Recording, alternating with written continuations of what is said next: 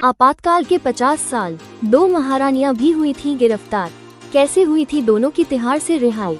आपातकाल देश में लगाया इंदिरा गांधी ने, और वो सत्ता पाने के लिए लगाया गया था। असंवैधानिक था, बर्बरता से भरपूर था। भारत की जनता इंदिरा को कभी माफ नहीं करेगी और भगवान भी उनको कभी माफ नहीं करेंगे। उनके पापों का हिसाब हो रहा होगा ऊपर। बहुत लोग गिरफ्तार हुए और इन लोगों में 2 महारानियां भी शामिल थीं। आप जानते हैं कि वो कौन थी?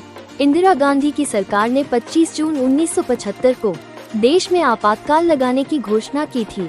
इस दौरान प्रेस पर सेंसरशिप लगाया गया, नागरिकों की स्वतंत्रता में कटौती कर दी गई थी। आपातकाल 25 जून 1975 से पूरे देश में मार्च 1977 तक चला था। इन 21 महीनों में केंद्र सरकार ने हजारों नेताओं को गिरफ्तार कर जेल में डाल दिया था। महारानी गायत्री देवी की गिरफ्तारी 30 जुलाई 1975 को गिरफ्तार किया और तिहाड़ जेल भेजा गया।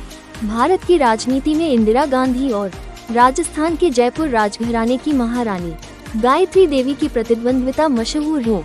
ऐसे में आपातकाल की घोषणा के बाद जयपुर राजघराना केंद्र सरकार के निशाने पर आ गया, क्योंकि इंदिरा गांधी गायत्री देवी की लोकप्रियता और उनकी सुंदरता से जलती थी। महारानी गायत्री देवी बहुत सुंदर थी और उनका व्यवहार ऐसा था कि जनता उनको एक देवी के रूप में देखती है।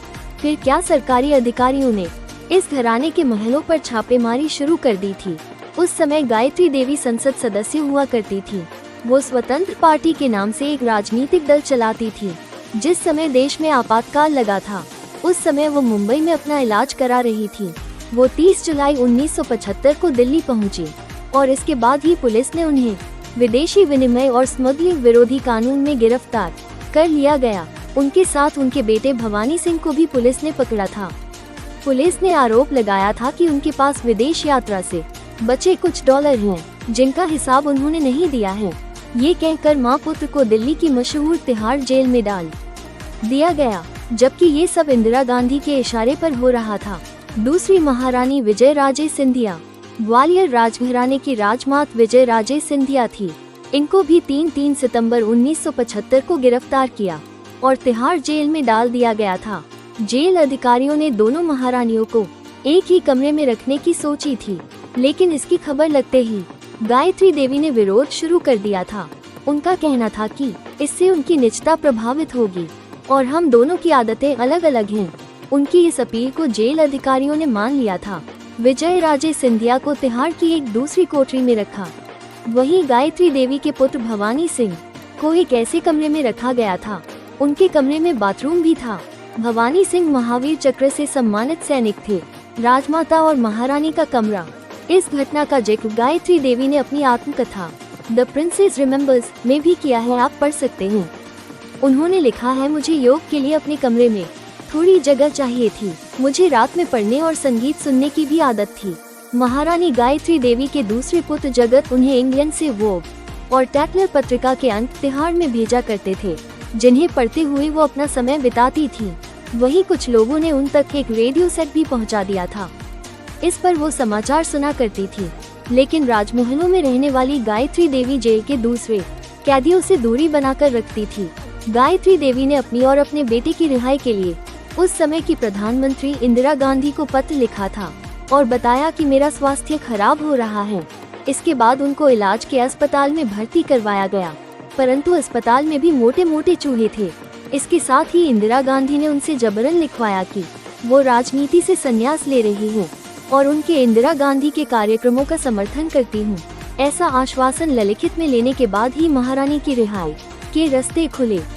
इसके बाद 11 जनवरी 1976 को उनकी रिहाई हो गई। तिहाड़ में उन्होंने कुल 156 रातें बिताई थी। विजय राजे सिंधिया की गिरफ्तारी। राजमाता विजय राजे सिंधिया को भी आर्थिक अपराध की धाराओं में गिरफ्तार किया गया था। सरकार ने उनके बैंक खाते सील कर दिए थे। सिंधिया ने अपनी आत्मकथा प्रिंसेस में लिखा कि जब वो तिहाड़ पहुंची तो जयपुर की महारानी गायत्री देवी ने उनका स्वागत किया था। इसके बाद उन्होंने राजमाता को जेल में होने वाली असुविधा की जानकारी दी थी। विजय राजे सिंधिया ने अपनी किताब में लिखा है, कमरे में हर समय बदबू फैली रहती थी। खाना खाते समय हम अपना एक हाथ भिनभिनाती हुई मक्खियों को दूर करने में इस्तेमाल करते थे। जब रात में मक्खियां सोने चली जाती थी तो उनका स्थान मच्छर और दूसरे कीड़े मकोड़े ले लेते थे। पहले महीने मुझे एक भी व्यक्ति से मिलने नहीं दिया गया। मेरी बेटियों को पता ही नहीं था कि मुझे किस जेल में रखा गया है। रात में मेरे कमरे में एक लाइट जलती थी जिसके बल्ब के ऊपर कोई शेड नहीं था। जेल में रहते हुए ही विजय राजे सिंधिया बीमार पड़ गई। उन्हें इलाज के लिए दिल्ली के एम्स में भर्ती कराया गया। वहां उन्हें एक प्राइवेट रूम में रखा गया था। उनकी सुरक्षा के लिए कमरे के बाहर एक संतरी बैठा रहता था। किसी को भी उनसे मिलने की इजाजत नहीं थी। उन्हें अस्पताल में ही बताया गया कि उन्हें स्वास्थ्य कारणों से पेरोल पर छोड़ा जा रहा है। जब वो तिहाड़ से रिहा हुई तो उनकी तीनों बेटियां उन्हें लेने के लिए जेल के गेट पर ही खड़ी थी। यही काम इंदिरा के पोते कर रहे हैं। देश को गुमराह कर सत्ता पाने की कोशिश कर रहे हैं, जो असंवैधानिक हैं और निराधार हैं। इनको भगवान सद्बुद्धि दे, अन्यथा भारत की जनता इनको भी कभी माफ नहीं करेंगे। जानकारी सभी को जरूर शेयर करें। जय हिंद, जय भारत। Folded hands.